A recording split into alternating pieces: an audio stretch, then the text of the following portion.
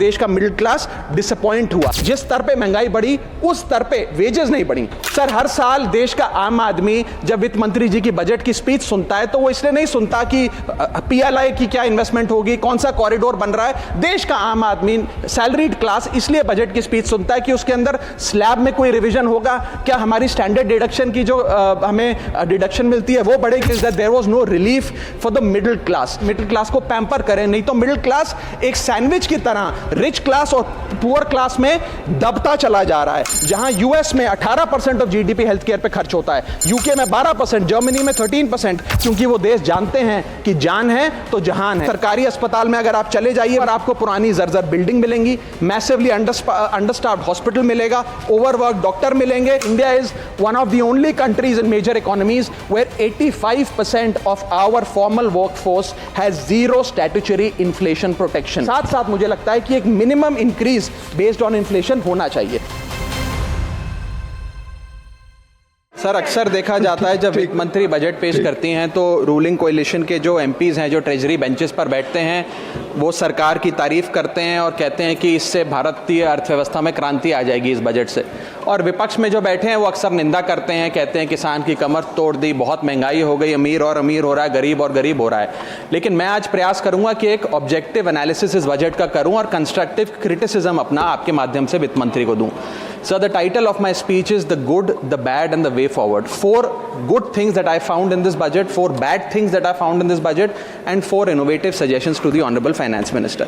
So the first good thing that I found in the budget is that there was an increase in the STT for derivative trading. Usually सरकार की निंदा हुई इस विषय को लेकर, मार्केट्स भी गिरी, लेकिन मेरा ये मानना है कि इस कदम से स्पेक्युलेटिव ट्रेडिंग यानी कि सट्टा ट्रेडिंग समाप्त होगी या कम होगी और रिटेल इन्वेस्टर, जो 90% रिटेल इन्वेस्टर एफएनओ सेक्टर में नुकसान भुगतता है, फ्यूचर्स एंड ऑप्शंस के चलते जुआ खेलता है, उसमें आपको रिटेल इन्वेस्टर की प्रोटेक्शन का एक माध्यम बन सकता है। लेकिन मैं इसी के साथ साथ वित्त मंत्री जी को याद दिलाना चाहूंगा कि एसटीटी का जेनेसिस क्या है, एसटीटी का जन्म कब हुआ। एसटीटी हमारे senior colleague mister P Chidambaram जब फाइनेंस मिनिस्टर थे तो उन्होंने इंट्रोड्यूस किया, and it was introduce to replace long term capital gain tax on equities. जब long term capital gain on equity zero था तब एसटीटी को लाया गया कि वे एक सिंपल अपफ्रंट लेवी होगी ट्रेड्स पर regardless of profit and loss. लेकिन अब सरकार ने long term capital gain tax भी लगा दिया, एसटीटी भी लगा दिया और रिटेल इन्वेस्टर को और तमाम इन्वेस्टर्स को एक प्रकार से डिसइंसेंटिवाइज किया। मैं एक सुझाव लाया हूं सरकार के लिए जिससे long term house hold earnings बढ़ेंगी, वेल्थ क्रिएशन होगा और वेल्थ पार्किंग रियल एस्टेट और गोल्ड के सेक्टर से निकलकर इक्विटीज में आएगी और स्पेक्युलेटिव ट्रेडिंग और कम होगी और long term investment behaviour investors का बढ़ेगा। वो की है कि long term capital gain tax on equities should be made nil in this country for individual investors. दुनिया की कई ऐसे देश हैं जिसके अंदर long term capital gain tax equities पे खास तौर पे शून्य है, जैसे कि Switzerland, Singapore, UAE, New Zealand, Hong Kong, Qatar, Malaysia. मैं चाहूंगा कि जब एसटीटी बढ़ाया जा रहा है तो इसी बजट में ही long term capital gain tax को जीरो किया जाए। सर, मेरा दूसरा जो मैं सरकार के बजट को एक्नॉलेज करना चाहूंगा वो ये है कि कैपेक्स के जो एक्सपेंडिचर एलोकेशन होता है उसमें एक बढ़ोतरी देखी गई। जहां वित्तीय वर्ष 18-19 में मात्र 3 लाख करोड़ कैपेक्स था, वो इस वित्तीय वर्ष में 12 लाख करोड़ तक पहुंचा है, which is 4.4% of the GDP, which is a good step. It will have a multiplier effect and it will prioritise asset creation. लेकिन इसके साथ साथ सरकार को 5 साल में क्या कैपेक्स, वो कौन कौन से क्षेत्रों में खर्चा करने जा रही है, उसका एक ब्यौरा देना चाहिए ताकि प्राइवेट सेक्टर भी इस कैपेक्स के खर्चे को मैच कर सके। Sir, third thing which we found in the speech of the finance minister is that there was a relative restraint in making budgetary announcements for election bound states. अक्सर वित्त मंत्री का भाषण सुन के आप बता सकते हैं कि कौन से राज्यों में चुनाव होने जा रहा है। इस स्पीच में उन्होंने थोड़ा सा रिस्ट्रेंट एक्सरसाइज किया जिसे मैं एक्नॉलेज करता हूं। और आखिरी अच्छी चीज जो इस बजट में नजर आई वो ये था कि एनआरआई की इन्वेस्टमेंट लिमिट में एनहांसमेंट हुई। लेकिन मैं बता दूं कि जब एफआईआईज ने, फॉरेन इन्वेस्टर्स ने, फॉरेन पोर्टफोलियो इन्वेस्टर्स ने इस देश के बाजार से पैसा निकाल लिया और पिछले एक वित्तीय वर्ष में 23 बिलियन निकाला, तब जाकर सरकार जागी और सरकार ने एनआरआईज के लिए इक्विटी मार्केट का दरवाजा खोलकर उनकी इन्वेस्टमेंट लिमिट को 5% से बढ़ा दिया। इसमें कोई दो राय नहीं है कि इससे इन्वेस्टर्स 32 मिलियन एनआरआई इन्वेस्टर्स को अब भारतीय बाजार में पैसा डालने का मौका मिलेगा। लेकिन इसी के साथ साथ सरकार को इस पर भी गौर फरमाना चाहिए कि क्यों फॉरेन इन्वेस्टर्स भारत से पैसा निकाल कर बाजार को छोड़कर जा रहे हैं। Sir, now I come to the bad part of the budget. First thing is the debt to GDP crisis. सरकार ने और डेट लेने के लिए, कर्जा लेने के लिए इस बजट में फॉर्मूला ही बदल दिया। पहले सरकार डेट जब लेती थी तो ओल्ड एफआरबीएम रूल्स के तहत 3% ऑफ जीडीपी तक का फ्रेश डेट लेती थी।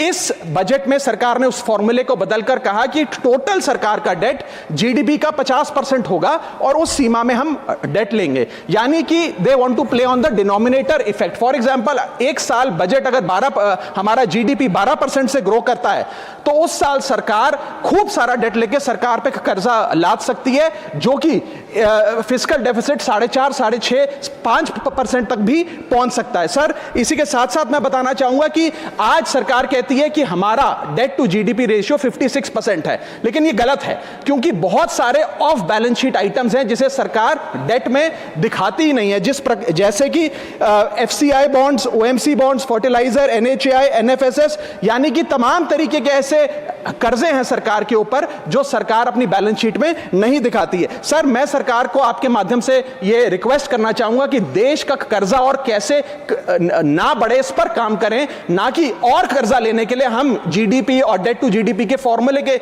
रेशियोज बदलकर और पैसा कर्जे पे ब्याज पर लेने का प्रयास करें।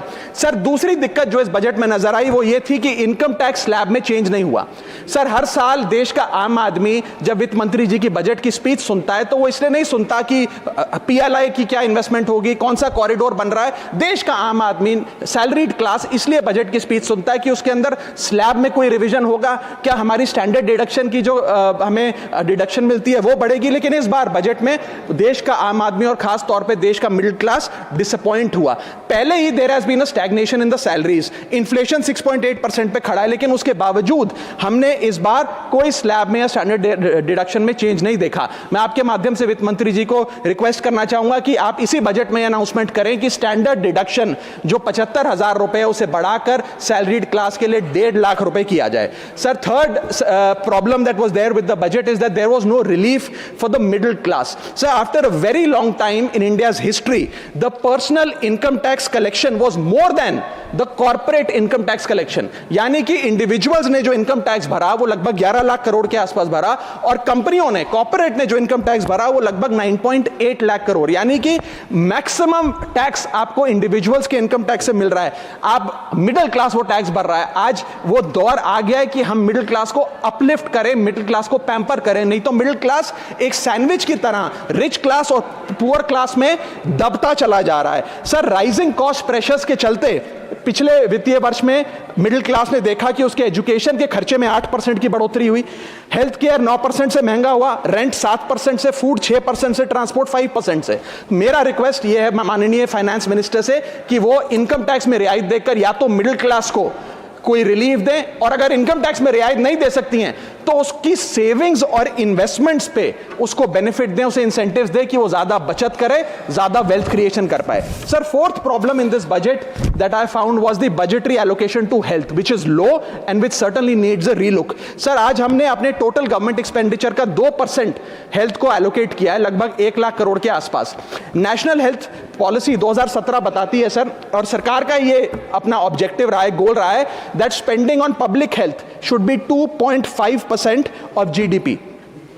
आज हम 2026 में खड़े हैं, हमारी पब्लिक हेल्थ पे स्पेंडिंग मात्र 0.5% ऑफ जीडीपी। हम अपने लक्ष्य से कोसों मील दूर हैं। जहां यूएस में 18% ऑफ जीडीपी हेल्थ केयर पे खर्च होता है, यूके में 12%, जर्मनी में 13%, स्वीडन में, नेदरलैंड में, डेनमार्क में, जापान में, स्पेन में 10% ऑफ जीडीपी खर्च होता है, क्योंकि वो देश जानते हैं कि जान है तो जहान है। लेकिन हमारे देश में मात्र 0.5% ऑफ जीडीपी हम अपने हेल्थ पे खर्च करते हैं, और इसके चलते आलम यह है कि सरकारी अस्पताल में अगर आप चले जाइए, which is called the backbone of India's healthcare, वहां पर आपको पुरानी जर्जर बिल्डिंग मिलेंगी, मैसिवली अंडरस्टाफ्ड हॉस्पिटल मिलेगा, ओवरवर्क डॉक्टर मिलेंगे, पॉपुलेशन के हिसाब से बेड नहीं मिलेगा, जांच के लिए मशीनें नहीं हैं, दवाइयों की कमी है, और अगर इलाज की, ऑपरेशन की डेट मिल भी जाए तो वो डेट इतनी दूर होती है तब तक मरीज चल बसता है। So the reality is that COVID made us realise, and it was a wake up call for India's public health infrastructure, and I want to ask the house today day? Are we prepared? God forbid if there were to be another pandemic or another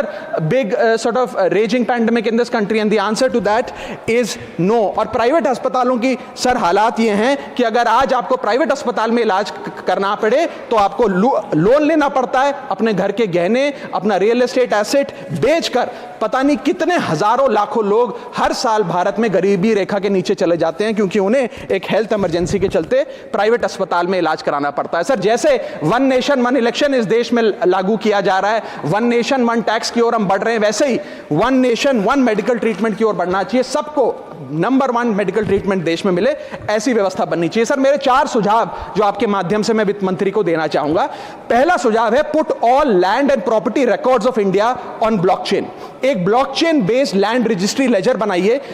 पहले 10 major राज्यों शहरों से शुरू करिए, महानगरों से और tier 2 cities से, जिस लेजर में, जिस ब्लॉकचेन लेजर में हर रिकॉर्ड, हर सेल, हर म्यूटेशन, हर इनहेरिटेंस को एक डिजिटल रिकॉर्ड बुक में डाला जाएगा, जो एक ब्लॉकचेन लेजर होगा, जो टाइम स्टैम्प्ड होगा, टेम्पर प्रूफ होगा, 100% ट्रांसपेरेंट होगा और रियल टाइम प्रॉपर्टी ट्रैकिंग आप उससे कर सकेंगे, जिसके चलते इंस्टेंट टाइटल वेरिफिकेशन होगा। आज सर हमारा जो रियल एस्टेट का लैंड एंड प्रॉपर्टी रिकॉर्ड का जो बाजार है उसमें अटर केओस है। केओस इसलिए है कि लोगों को रजिस्ट्रार के दफ्तर के बाद धक्के लग रहे हैं, दलालों ने उन अफसरों पे पूरी तरीके से कब्जा किया हुआ है, प्रॉपर्टी टैक्स में चोरी होती है, सर्कल रेट को एक्सप्लॉइट करके कैश में प्रॉपर्टियां खरीदी जाती हैं, फर्जी कागज, कब्जे, टाइटल डिस्प्यूट, न जाने क्या क्या चल रहा है, जिसके चलते आज 66% of India civil disputes are land disputes. 45% of properties lack clear title in India. India ranks 133 out of 190 in property registration efficiency. 48% of our properties are under dispute, and the average time taken by civil courts to resolve these disputes is 7 years. And 6.2 crore property documents are pending digitization. वो तहसीलदार के दफ्तर में पड़े या registrar के दफ्तर में, उनका डिजिटाइजेशन अभी तक नहीं हुआ। इन सारी बीमारियों का एक ही दवा है, that is national blockchain registry, जिसके चलते प्रॉपर्टी डिस्प्यूट समाप्त होंगे, मिडिल क्लास की वेल्थ अनलॉक होगी क्योंकि वे और ब्याज पे पैसा ले पाएंगे, प्रॉपर्टी टैक्स की कंप्लायंस बढ़ेगी और रीट्स जैसे इन्वेस्टमेंट व्हीकल्स को ब्लॉकचेन वेरीफाइड टाइटल मिलेंगे, उसमें भी बढ़ोतरी देखी जाएगी। इसी के साथ साथ सर दुनिया के कई देशों ने इसे लागू कर दिया है। स्वीडन में यह लागू है, जहां पर एक दिन में आप प्रॉपर्टी का ट्रांजैक्शन कंप्लीट कर सकते हैं, वहां डिस्प्यूट रेट 2% है। जॉर्जिया में है, जहां 3 दिन में प्रॉपर्टी का ट्रांजैक्शन खत्म हो जाता है, डिस्प्यूट रेट 1% है। और यूएई में है, जहां 10 मिनट में आप अपनी प्रॉपर्टी खरीद बेच सकते हैं, वहां डिस्प्यूट रेट 1% से भी नीचे। और वहां हिंदुस्तान में प्रॉपर्टी बेचनी हो तो 2 से 6 महीने लगते हैं और 48% डिस्प्यूट रेट है। सर, मेरा दूसरा सुझाव है inflation linked salary revision act. Bharat में वेजेस को इंडेक्स करिए महंगाई से। वित्तीय वर्ष 18 से लेकर वित्तीय वर्ष 26 में हमने देखा कि real wages for the salaried class में 16% की गिरावट आई। ये गिरावट का मतलब इन सालों में जितनी महंगाई थी, जिस स्तर पे महंगाई बढ़ी उस स्तर पे वेजेस नहीं बढ़ी, जिसके चलते 16% की गिरावट रियल वेजेस में देखी गई। इसीलिए mandatory wage indexation formula is the need of the hour and the government must look at it. इसके चलते तमाम फॉर्मल सेक्टर्स में, corporate, shops, factories, gig workers, सबको इन्फ्लेशन इंडेक्स वेज हाइक मिलेगा। और सरकार के मुलाजिम को तो मिलता ही है, हर साल डियरनेस अलाउंस मिलता है, उसके बाद आप हर कुछ सालों में पे कमीशन लागू होता है। इससे आप 20 करोड़ आबादी, which is 45% of India's total workforce, आप उसे एड्रेस कर पाएंगे। सर, इसी के साथ साथ मैं बताना चाहता हूं कि दुनिया के कई देशों में यह पहले से ही लागू है। यूएस के अंदर COLA, cost of living adjustment system लागू है, जिसके अंदर एनुअल और ऑटोमेटिक रिवीजन होता है। जर्मनी के अंदर हर 18 से 24 महीने के अंदर महंगाई के अनुसार सैलरी बढ़ा दी जाती है। जापान के अंदर शिंटो मेथड यूज होता है, जिसमें annual inflation index wage hike दी जाती है। और बेल्जियम में ऑटोमेटिक इंडेक्सेशन लॉ है, जिसमें क्वार्टरली बेसिस पर इंप्लॉइज की सैलरी बढ़ाई जाती है। Sir, India is one of the only countries in major economies where 85% of our formal workforce has zero statutory inflation protection. We are at the mercy of the employer discretion and our own negotiation power to raise our salaries. इसके साथ साथ मुझे लगता है कि एक minimum increase based on inflation होना चाहिए। मेरा थर्ड सुझाव माननीय वित्त मंत्री जी को रहेगा कि स्टेट कैपिटल एक्सपेंडिचर की matching grant, matching funding centre दे, यानी कि हर 1 रुपया जो राज्य की सरकार कैपेक्स पे, कैपिटल एक्सपेंडिचर पे, एसेट क्रिएशन पे खर्च करती है, उसकी मैचिंग ग्रांट 1 रुपया केंद्र द्वारा राज्यों को दिया जाना चाहिए, not as loan but as a grant. आज स्टेट कैपेक्स में दो बॉटलनेक्स है। पहला बॉटलनेक है बोरोइंग कैप, यानी कि कोई भी राज्य अपने स्टेट जीडीपी से 3% से ज्यादा ब्याज पर पैसा नहीं ले सकता, वो कैपेक्स पे नहीं खर्च करता, वो तमाम तरीके के ऑपरेशनल खर्चे करता है। और सेकंड प्रॉब्लम है कि अगर केंद्र सरकार पैसा देती भी है राज्यों को कैपेक्स के लिए, वो लोन की सूरत में देती है, और कंडीशनल लोन की किस एसेट पे कितना खर्च होगा, एक कंडीशनल लोन दिया जाता है। मेरा सुझाव है that replace this loan with conditions given by the centre to grant with trust, grant based on trust by the centre. Sir, centre को आने वाले 5 वर्षों के लिए 1.5 लाख करोड़ आवंटित करना चाहिए, not as loan but as these capex grants, ताकि राज्यों में सड़कें बने, इरिगेशन नेटवर्क बने, लोकल पावर इंफ्रास्ट्रक्चर बने, ड्रिंकिंग वाटर सैनिटेशन हो, और अर्बन इंफ्रास्ट्रक्चर में एसेट क्रिएशन, एसेट फॉर्मेशन किया जाए। As not as loan, not on interest, not with principal and with no conditionality। अगर ऐसा होता है तो सबसे पहले तो स्टेट की बैलेंस शीट में this grant will not sit as debt, state की बैलेंस शीट सुंदर होगी, बेहतर होगी। दूसरा, खुलकर राज्य कैपेक्स पर खर्च कर पाएंगे। Third, it will be a high growth and a high job creator, एक ग्रोथ मल्टीप्लायर और जॉब क्रिएटर के तौर पे इसका इस्तेमाल होगा, क्योंकि हर 1 रुपया जो आप कैपेक्स पे खर्च करते हैं उससे भारत का जीडीपी 2 से 3 रुपए बढ़ता है in a span of 3 to 5 years। Cooperative federalism मजबूत होगा, और साथ ही साथ states will become builders and not borrowers in the eyes of the centre.